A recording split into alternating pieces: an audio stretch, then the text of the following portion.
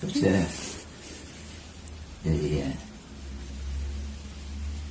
I left Khartoum in 1953 on the opposite side of it, on the northern side of the river, and went down by ship back to Port Said.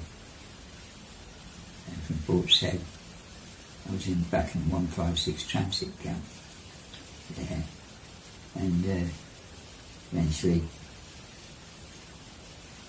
boarded the troop ship that I went out on in the first place.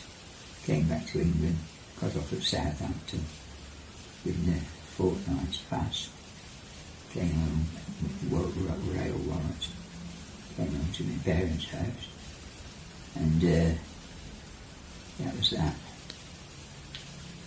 Worked for telephone engineers for a time,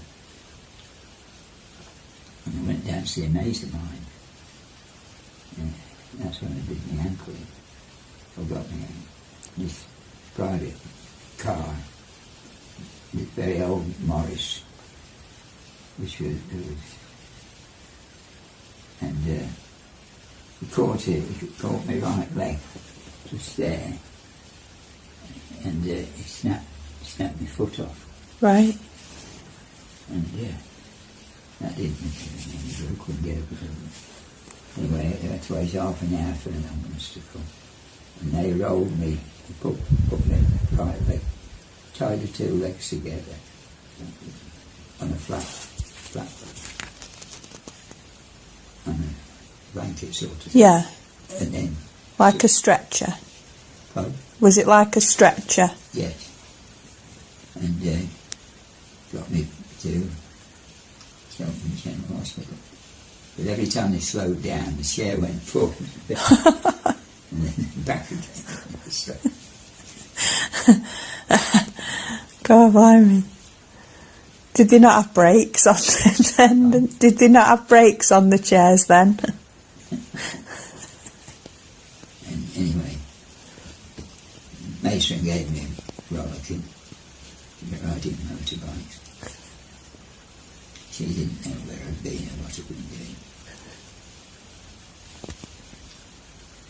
And they put a plate in my leg from down there to about here. Right. With 5 pins through it. Held it all together. And it wouldn't heal up. It refused to heal up. So they sent me home. And the whole lot came loose.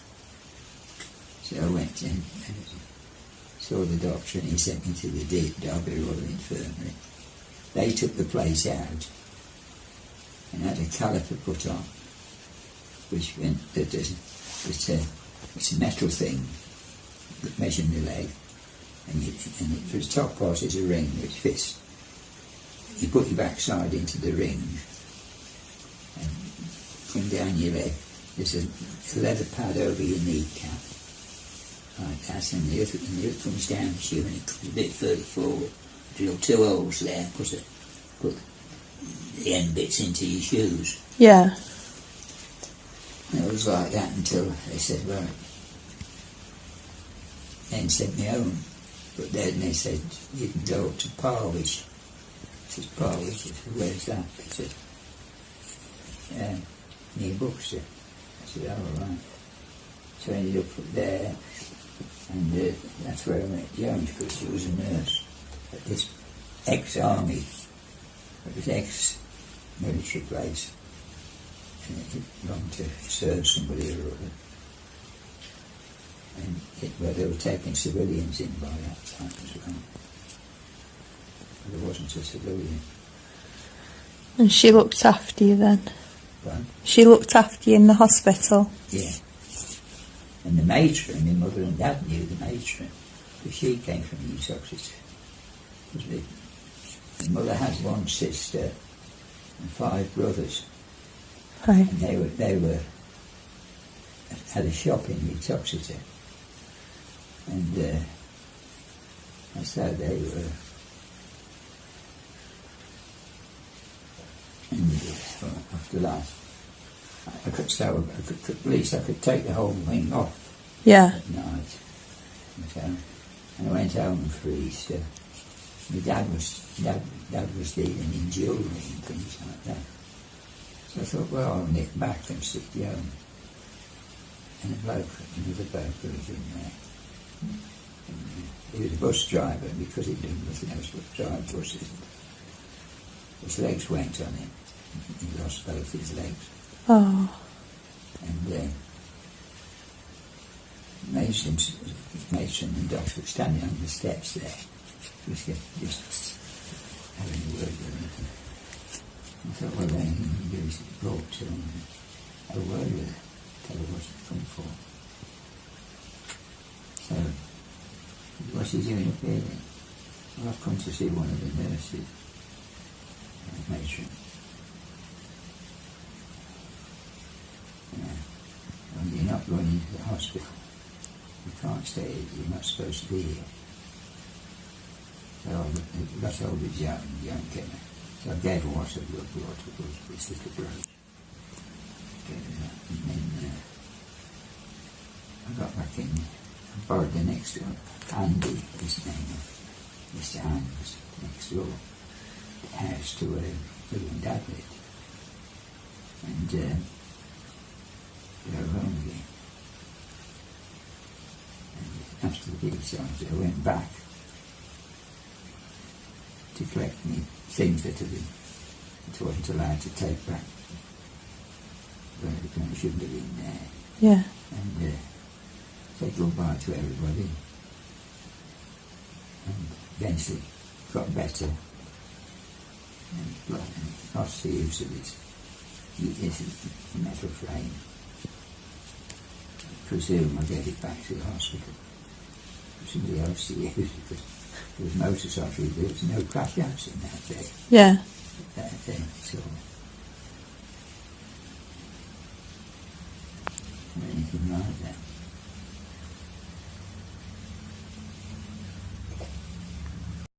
Where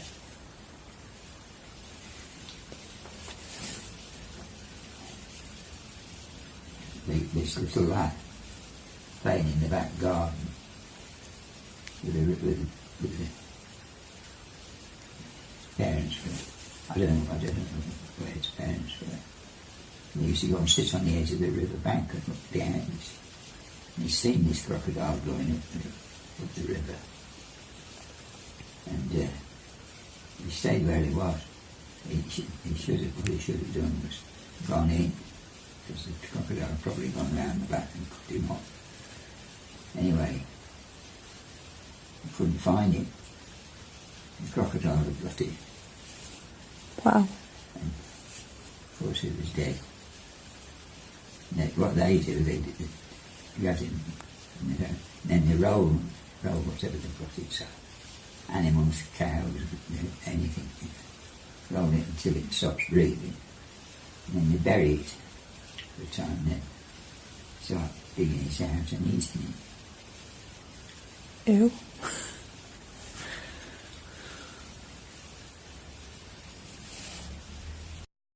Tell me about when you met Nana. Nana? Yeah. That was after I'd been motorcycle accident. Yeah. Yeah. Left Cheltenham General, sent home to Derby. Because I was born in Upton St Leonard's, Gloucestershire. That's where I was.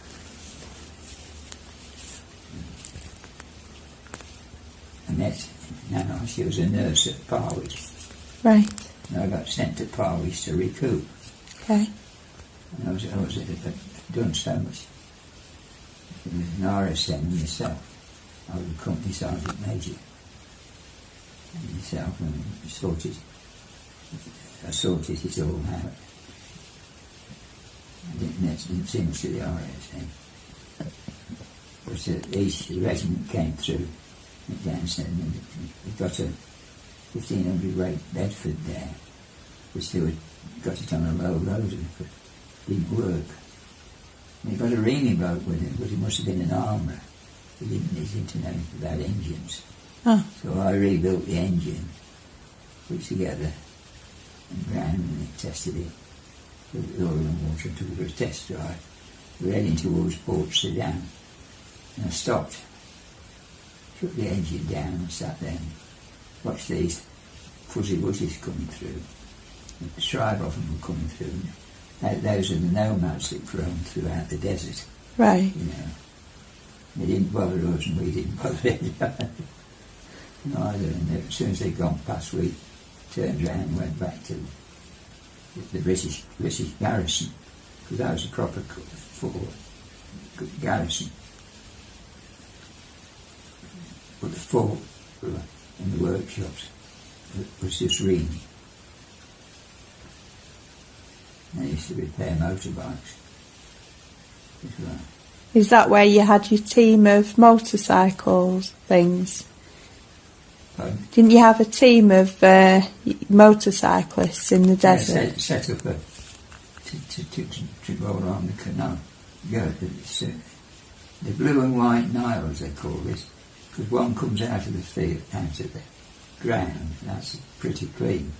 The other one comes along rather dirty. That's why they call it the blue and white Nile. Right.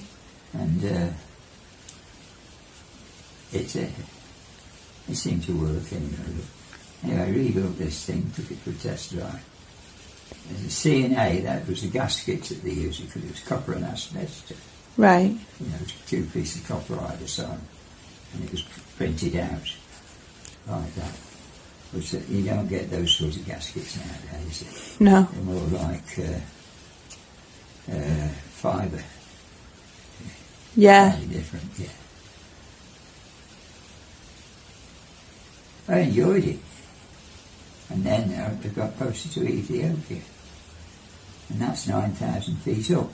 Right. And up there it's like on Christmas, over Christmas, I was short sleeve order, you know, for its 120. The heat, 120, of course, the higher further up you go, it's not so hot. It was the same with parts of Sudan and other areas where, like India, I didn't get into India, wasn't knew about it. The white people lived in the hills, you know, places in the hills, because it was too hot, but it was cooler in the hills.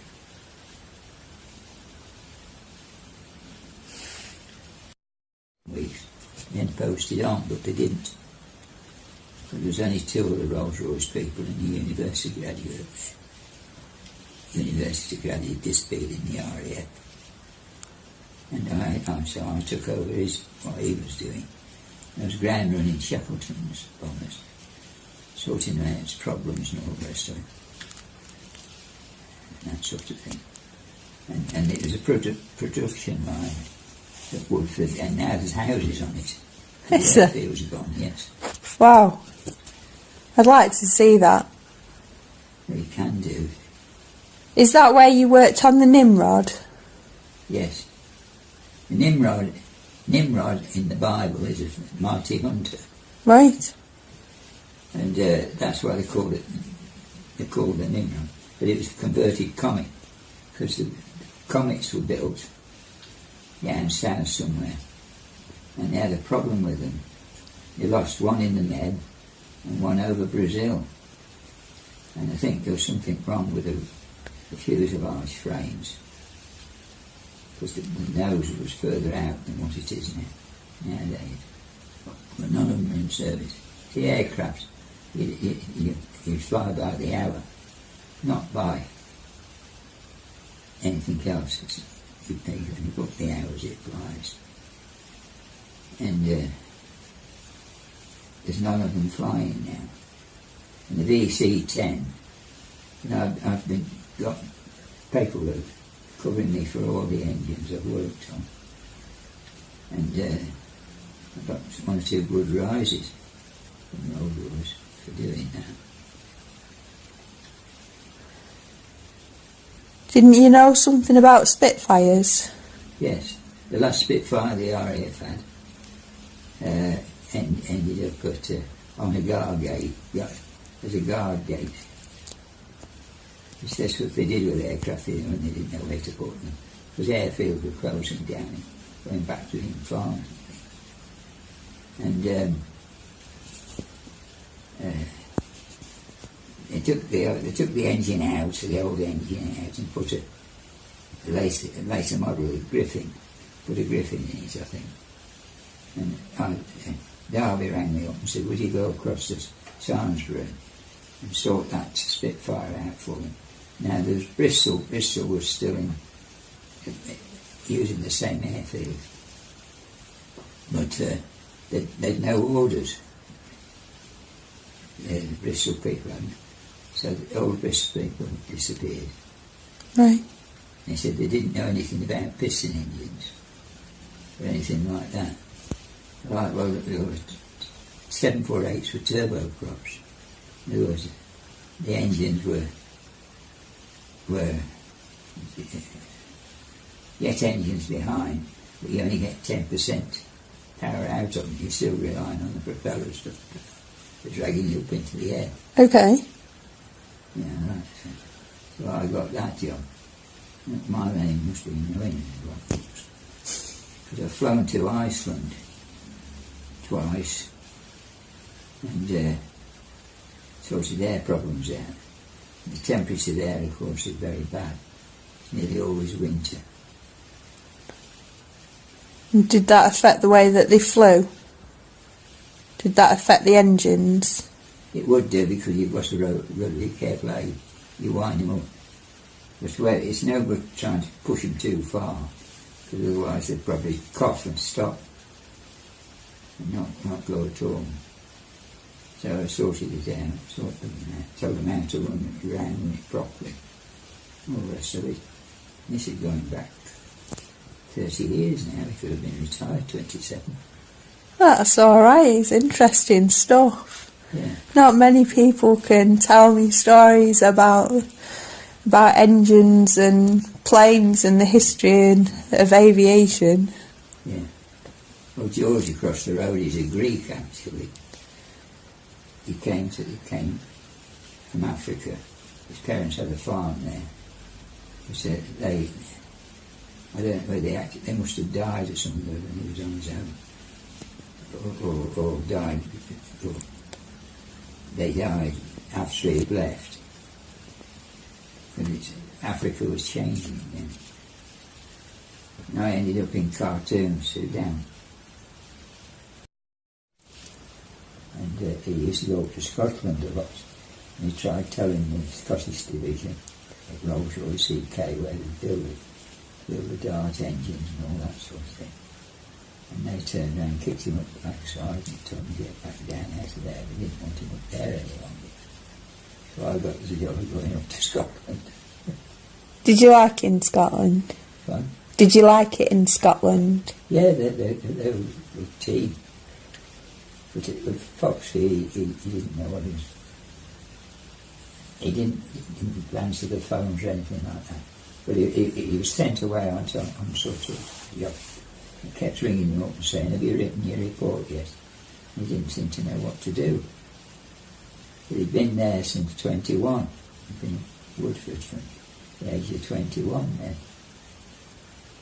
And he's dead and buried now. They said, oh, dead and cremated or whatever it is happened to him.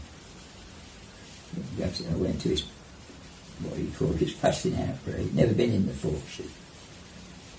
But it was, we had a young lad on the station who'd been in the RAF. And he argued with Gordon Fox, and Fox came back at him. So in the end, I pulled him on one side, so just let it drop. He says, because you won't do you any good. Because that's the sort of man he is. And another bloke on this was Fred Clark. He's dead now. He didn't stop at the top office, which was the main office.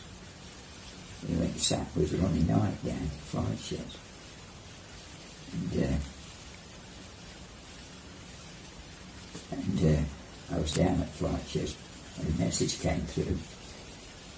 Would I go on and run the Shackleton? Because they see if it was okay to fly it. So I said to Fred, are you coming with me? He said, yeah, I'll come with you. So he sat with me and I ran it. He sat in the opposite seat. And there's doll's eyes on them, where children with doll's eyes where you tip it one way, the eyes shut and put it. Yeah. These were dancing. There's something wrong with them. Well, I didn't know anything about the doll's eyes, except that they were supposed to come on, but not like they were doing there. So I pointed this out to them. The foreman on the job said, really get that fixed. When I got back to the office, Gordon says, what was it? I said the engine room was all right, but the doll's eyes aren't. They're jumping about like bees in a pod. Fred had thought he'd given himself a nice corporal strike or something, because he got back in the office, because he didn't come up. So in a way, Foxy had warned me that, whatever I did, it would be reported back to Gordon. Yeah. And that was what, Rolls Royce, Scotland? No, Fred was based at Arden Airport, just outside Wales. Oh, right, okay. And I took over that place. And at the time they wanted somebody from Rolls Royce, Easter in Hill. Fred, I don't know what they did there. It was Fred and Peter Amott, they were there, and two Rolls Royce people there. Oh no, Peter went to London, I think. Right. To join either Heathrow or something like that, because I went down to cover Gatwick for several days. Down there as well. And whereabouts in Scotland was it? East Kilbride. East Kilbride. And what, do you remember, was that a Rolls Royce building or was that an airport? It was a factory. Oh. But they got their own airfield. Wow. Like Woodford, it was an own airfield. So when Foxy came back, after being away for about a fortnight or so, he didn't like going away like that. He said, I've been working hard. I said, Gordon. He said, yeah. What have you been doing? I said, well, I've been doing this, that, and that. He says, you don't run this station, I do, he said. I didn't say any more, just technically. That's the type of man he was. Is that his way of saying thank you? No. Just put him in a little slot. Oh, right. Anyway, redundancy came. He got made redundant. I reckon if he broke him in half, it was, they said, Rolls Royce on his backbone.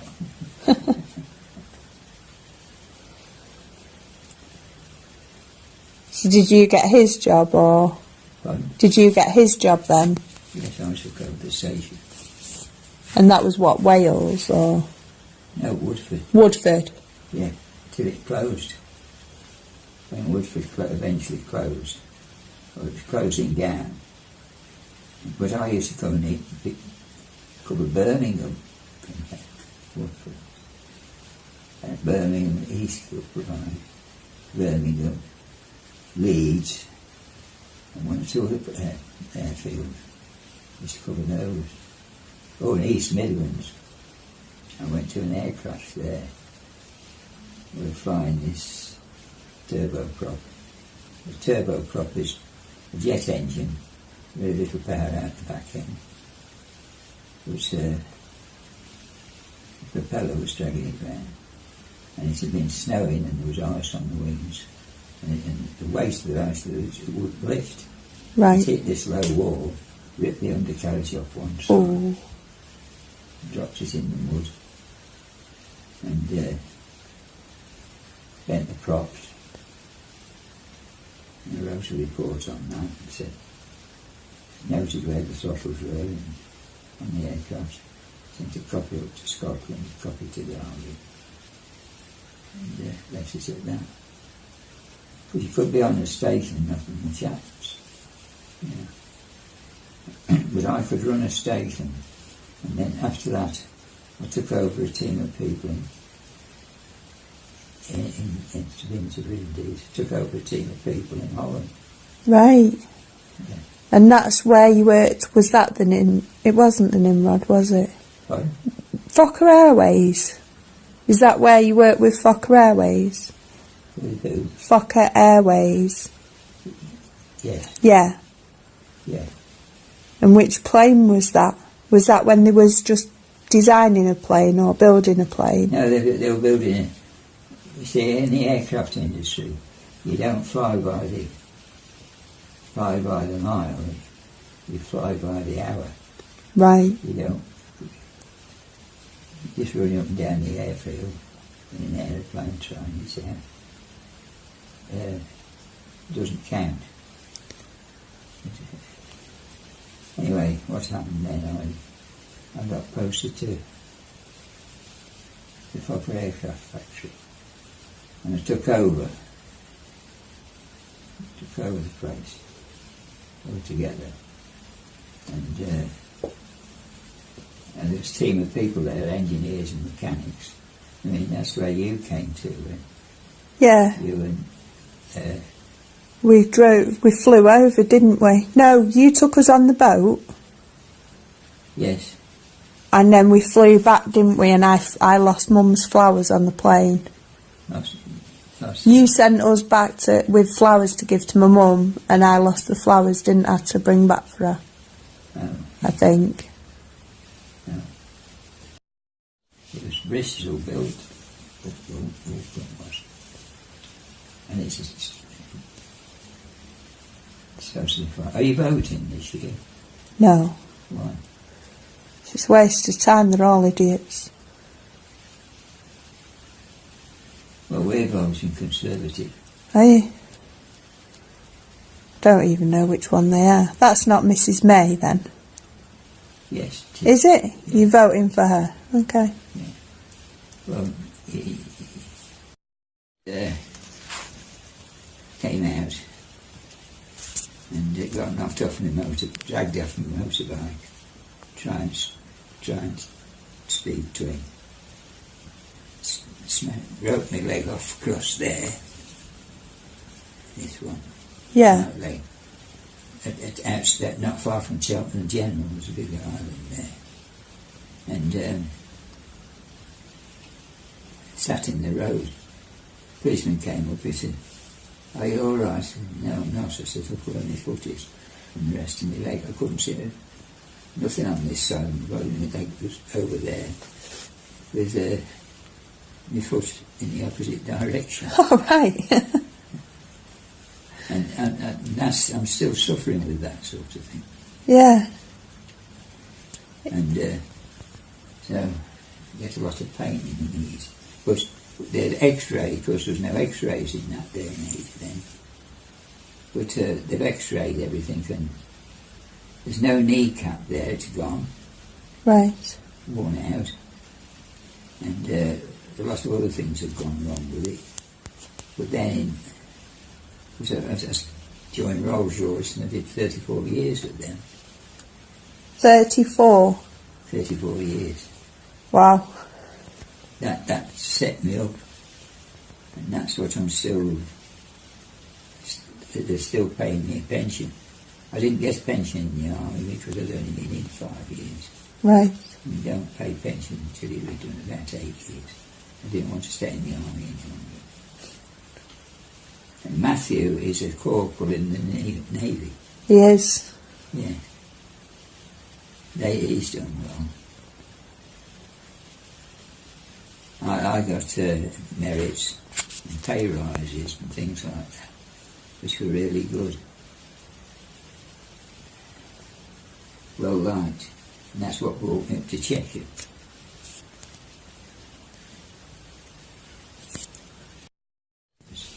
Somebody had been messing about with it, and the front end was solid. And so I readjusted all the nuts and bolts with those nice springs. There was only one coil spring in it. And it was rigid back end. And the Sudan Defence Force had sunbeams. Right. And the SA was the big one, which was, I don't think they made one bigger than 500 cc. I think you're right there. And the British Army, of course, used, and matchless. Yeah.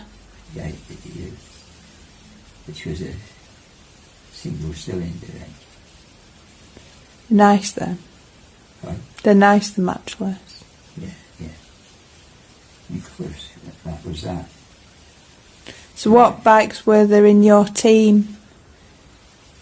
Well, you got a little team together. Yeah, we used to just ride on there. You don't get too close to the river because there's crocodiles in it. Don't fancy having one of them.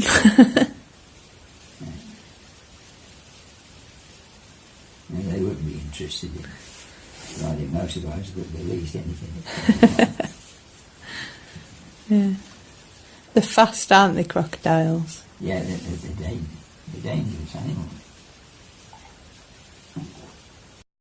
Once in Northern Ireland,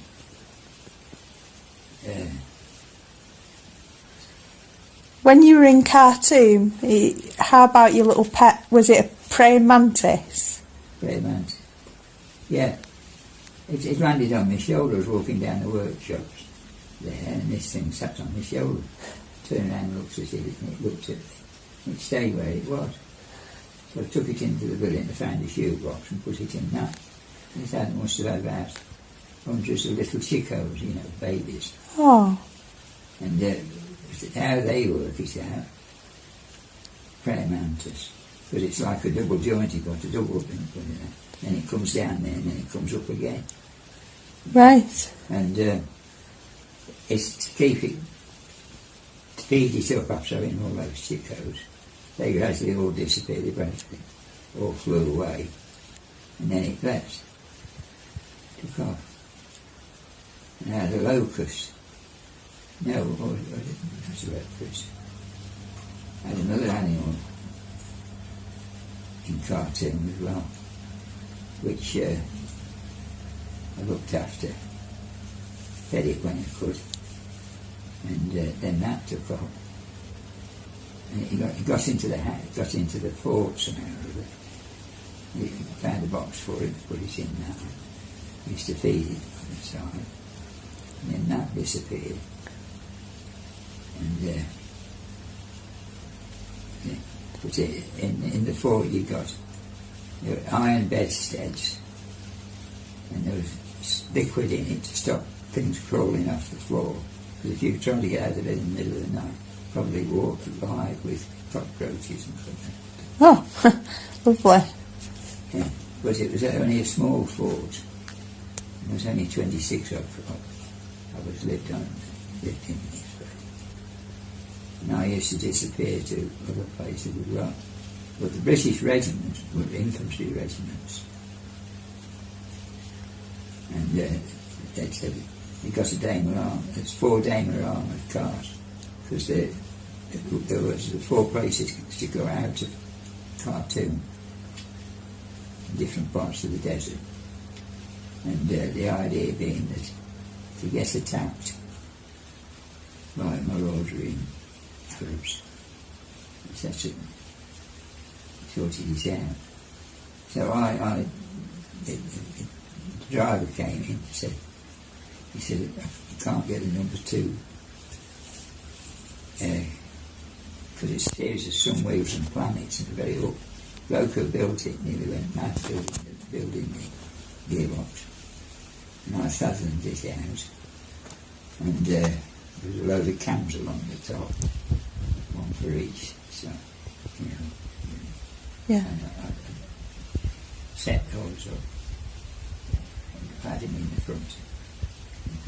I turned the gun round, it's a 6-pounder gun, over the engine carriage, I said, don't open it up because otherwise I get drowned in oil.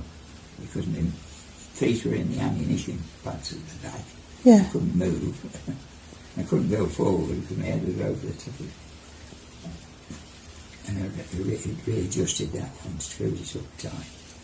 And then put floor in, and then also put it all back together again.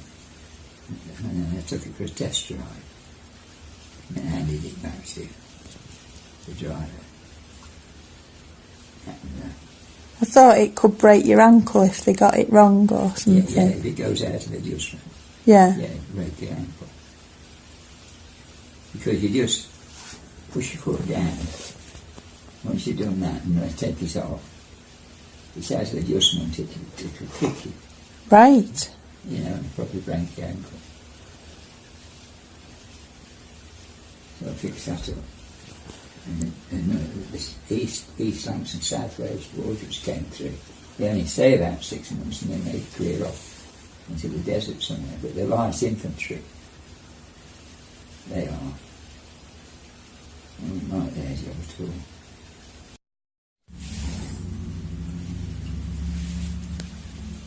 Does Shy seem happy? Yeah, she's all right. So what happened when you went back? Because you'd given Nana a brooch and then you went away. When was it that you went back and asked for a date? No, I used to.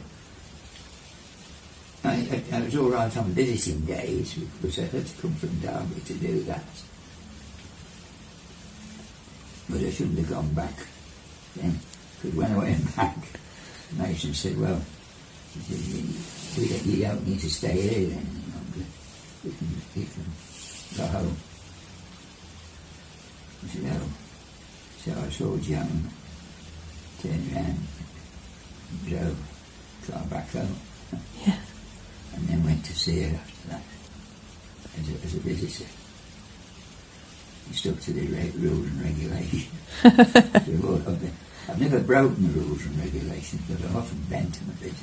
It's always handy, isn't it?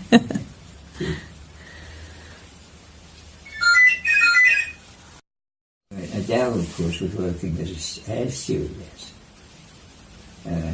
another time. And what happened then, this was in Holland as well. And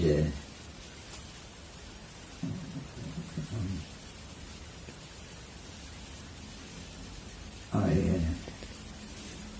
went and looked at this aeroplane, sorted it out, because he used to get the odd aircraft up there. Some I'd not run ground run before.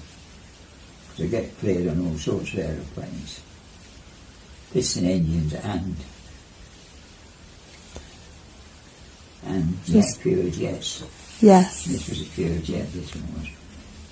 When I got back to that area, of course that was after Peter Amos and Fred had gone. Yeah. They were at Woodford now.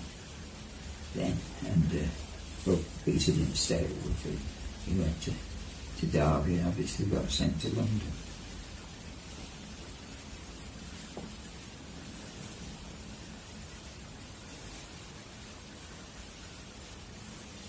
Because I had to close Woodford down when I left it. Right. They made a Mark III Shackleton, or made a third aircraft, different to all the others that had been built. And I got that sorted and then handed it over to somebody else. Now there was a bloke who's been on the station for a lot longer than I have. My excuse. He's a really character, he's got his wife and 2 children there. I was there on my own in charge of the station with several other people. And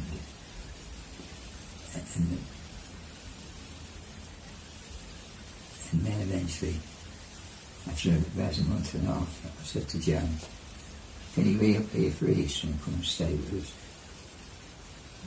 give aerospace to not that you're going to join your husband. So Joan did. So she came and joined me. And that was in Holland? Holland, yes. And then after over 3 years in Holland, I used to take the parade as well, Prince Bernard. Is that a remembrance parade in Holland? Yeah. Wow. And also they parade 3 times a year in Holland. Once when the Germans were kicked out, they had a parade for it. And also in November, when the country was liberated. And one in between, because there was a British bomber, twin engine aircraft flying just after the war started. He was on his way back home to England. And the 3 people on board, pilots, 2 pilots and engineers, and well, we're not going to get there because they'd been shot up a bit with the bomb plane. If you go and bail out, he said, we'll hold the aircraft together while you go and bail out. So he bailed out, picked up by the Germans, ended up in a prisoner of war camp. And the aircraft nosedived into the ground. Because Holland really is more like an island with everything. Because all the ground's so soft in some places, you hit the ground, it disappears. Wow. Very deep. And there was a squadron leader who was at Malta during the war. He was a great bloke, he was. And he came to